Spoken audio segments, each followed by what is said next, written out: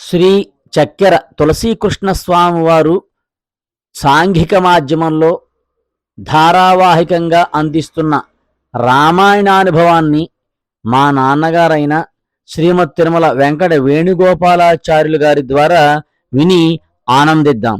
రామాయణానుభవం బాలకాండ. రామాయణానుభవం 32. మిథిలానగర సమీపాన జనశూన్యమైన ఆశ్రమము కనిపించడంతో విశ్వామిత్రుడు ఆ ఆశ్రమము గురించి చెప్పసాగాడు. ఇది మహాత్ముడగు గౌతముని ఆశ్రమము. ఒకప్పుడు ఉన్నత స్థితిలో ఉండినది.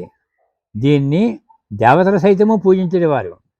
ఇచ్చట గౌతముడు తన భార్యగు అహల్యతో కూడినవాడై అనేక సంవత్సరములు తపస్సు చేశాడు. ఇంద్రుడు గౌతముని తపస్సును భగ్నము చేయబోని గౌతముడు ఆశ్రమంలో లేని సమయమున కనిపెట్టి మునివేషధారి అయి అహల్యను సమీపించి, నీతో క్రీడింపగోరుచున్నాను, నన్ను అనుగ్రహింపము అన్నాడు.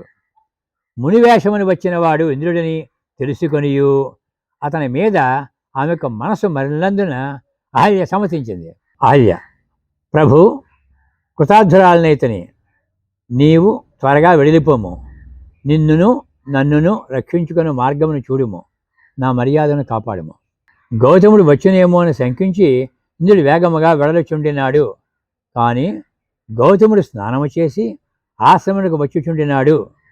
ఇంద్రుడు గౌతముని చూసి భయపడి వివరణుడైనాడు. చెయ్యగోడని పని చేసినచో ఇంద్రుడేనేమి, మరి ఎవడైనానేమి, ఇదే గతి. గౌతముడు కూడా ఇంద్రుని చూసి కోపించి శపించినాడు.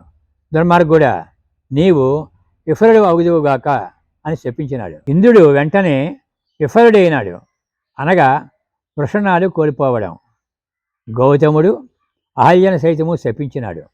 నీవు ఈ ఆశ్రమమునందే అనేక వేల సంవత్సరములు వాయుభక్షణము మాత్రము చేయుచు బూడిదలో శయనించి తపస్సు చేయుచు ఏ ప్రాణికి గాని కనబడక ఉందువుగాక. మునివర్జితమై భయంకరముగా నుండు ఈ ఆశ్రమమునకు దశరథపుత్రుడకు శ్రీరాముడు ఏనాడు వచ్చునో ఆనాడు నీవు శుచివి కాగలవు.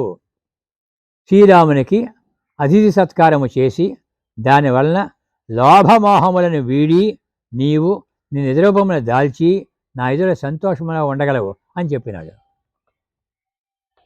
ఇంద్రుడు తన తప్పును దేవతల వద్ద మొరపెట్టుకొనగా వారు మేషవృషణాలతో అతన్ని సఫరుణ్ణి చేసినారు.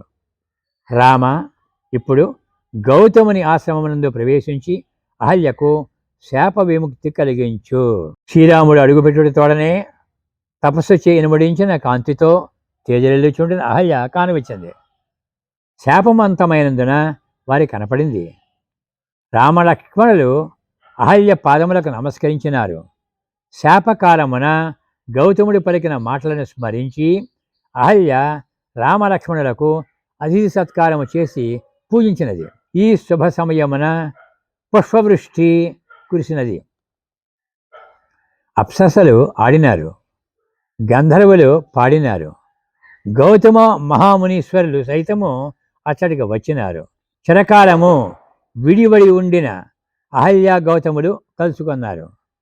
గౌతముడు కూడా శ్రీరాముని యథావిధిగా పూజించినాడు.